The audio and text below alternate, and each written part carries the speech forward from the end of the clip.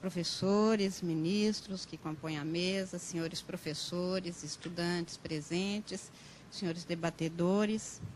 Quero que as minhas primeiras sejam palavras de agradecimento à FGV por essa oportunidade que me oferece para esse encontro. Quero que saibam que eu gostaria de cumprimentar e agradecer a cada um individualmente, não podendo fazer isso. Vou fazer na figura do professor Joaquim, que representa exatamente, esteve comigo juntamente com a desembargadora Leila, mas querendo que cada um se sinta pessoalmente agradecido por essa oportunidade que me oferecem, assim como os senhores debatedores. Eu sempre me sinto muitíssimo à vontade, professor Joaquim, quando o senhor diz, e o professor Sérgio também, sinta-se em casa, eu sempre me sinto em casa quando há aluno. Talvez porque eu ainda seja uma permanente aluna, como todo mundo da área jurídica em geral.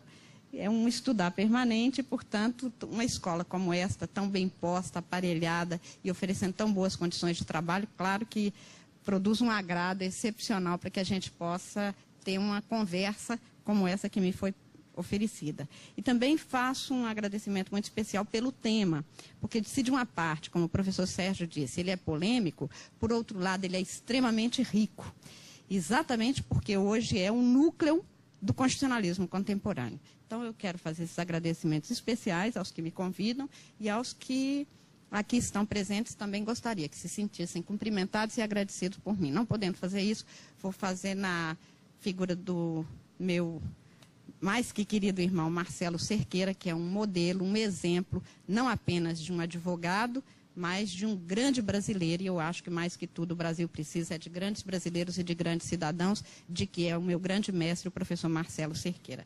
Por isso eu agradeço a todos os que aqui estão e que me oferecem essa possibilidade de aprender hoje com o que a gente vier a conversar. E o tema que me foi posto, como foi anunciado pelo professor Sérgio, foi a dignidade da pessoa humana e o mínimo existencial. E eu queria, então, fazer umas observações numa sequência. Quer dizer, eu queria pontuar inicialmente o que significa, ou alguns pontos, alguns itens que me parecem marcantes, como pontos de partida para, eu não vou dizer o conhecimento, mas para uma visão de direito constitucional contemporâneo e, a partir daí, traçar algumas observações, pontuar também alguns itens nesta temática do princípio da dignidade da pessoa humana e do mínimo existencial, até porque nós temos que conviver hoje com esta ideia do mínimo existencial, fazendo-a conviver com o princípio da chamada reserva do possível, que não pode anular o que nós já conquistamos, mas que também não pode impedir que o Estado ande, e por isso é que eu gostaria de fazer essas observações de maneira mais concatenadas.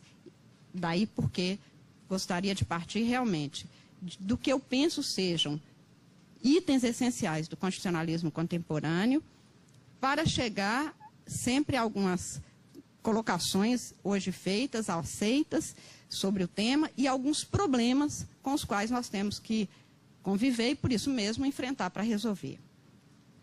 Então, eu gostaria de pontuar que, para mim, e a partir do que se tem hoje na doutrina e até na jurisprudência dos tribunais constitucionais, incluído aí o Supremo Tribunal Federal, mas eu diria de uma forma mais geral, que há alguns dados que são essencialíssimos do constitucionalismo contemporâneo.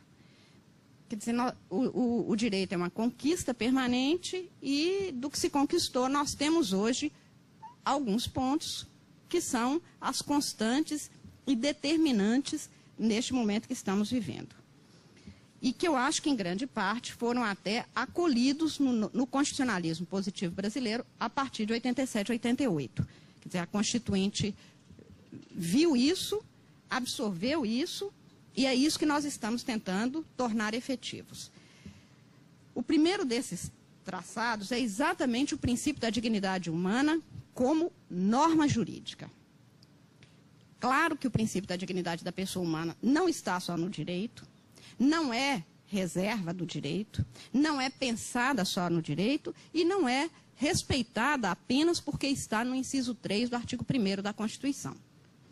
Mas a circunstância de nós termos uma norma constitucional, e eu sempre lembro que Constituição é lei. Constituição não é aviso, não é cartilha, não é proposta, Constituição é lei, e lei é para ser cumprida.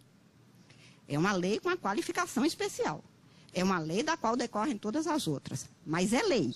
Foi-se o tempo que se imaginava, aliás, nós já tivemos aqui no Brasil, Constituição que nem nome de Constituição tinha, mas era observada como se fosse aquela na hierarquia das normas a de mais alto escalão, como foi a emenda número 1, e já tivemos documento que tinha nome de Constituição, mas que não era aplicada, que foi o caso da Carta de 37.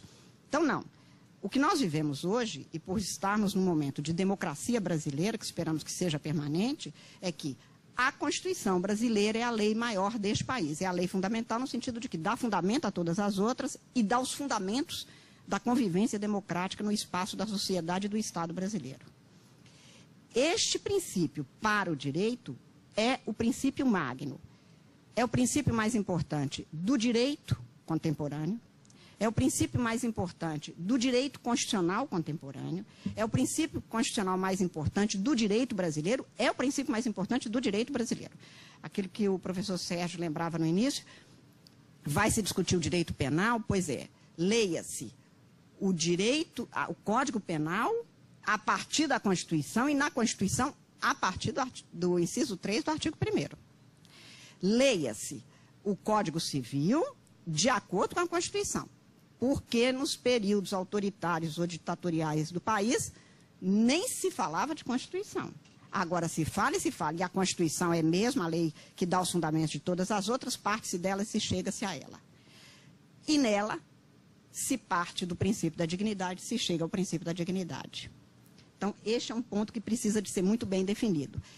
É complicado, é difícil, pode ser usado, abusado ou mal usado? Pode, não tem a menor importância. Porque pelo menos estamos falando disso. Estamos falando que quando tiver um menino numa carroceria de um caminhão, indo para uma aula, correndo o risco de cair desse caminhão, isto é uma indignidade.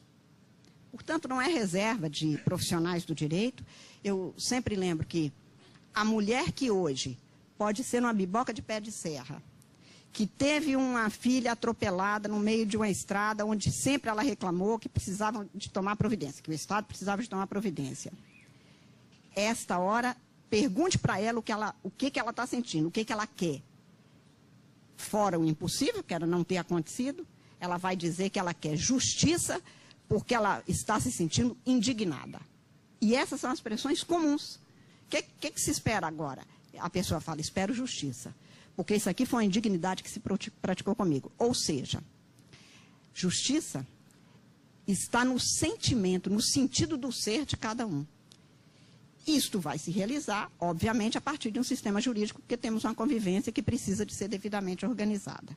Então, este princípio não é algo que seja exclusivo de quem entra na faculdade de Direito, de jeito nenhum. O que há relativamente a nós, da área jurídica, que alguns, eu acho que meio que pomposamente chamam de operadores do direito, eu acho que nós somos operários do direito, somos trabalhadores do direito, mas para nós que trabalhamos com direito, é uma responsabilidade maior, porque nós temos ciência e consciência que este princípio marca a nossa convivência. Portanto, é nosso dever acatá-lo e fazer com que ele seja acatado para todo mundo. Como? Aí vai depender realmente da forma de ver, de interpretar e de aplicar, num caso concreto, este princípio.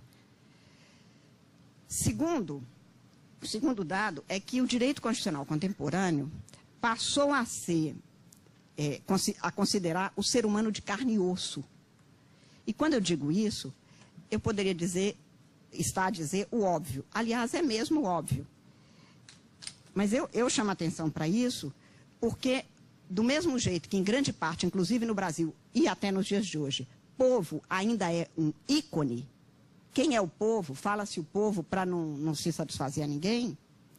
Na verdade, pessoa humana, ser humano, já foi utilizado desse mesmo jeito, como um ícone, como algo que era para ser preservado, mas não era para ser concretizado.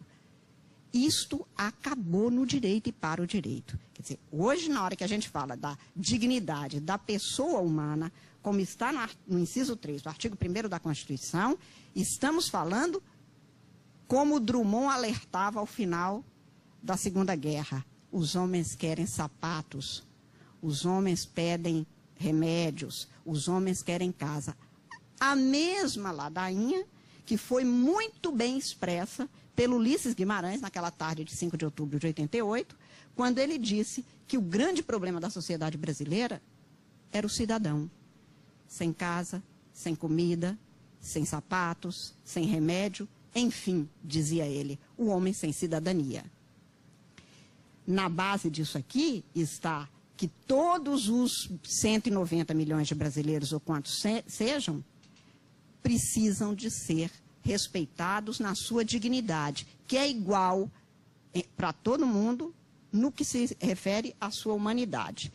E essa mesma humanidade vai fazer com que sejamos diferentes. Mas na humanidade é que está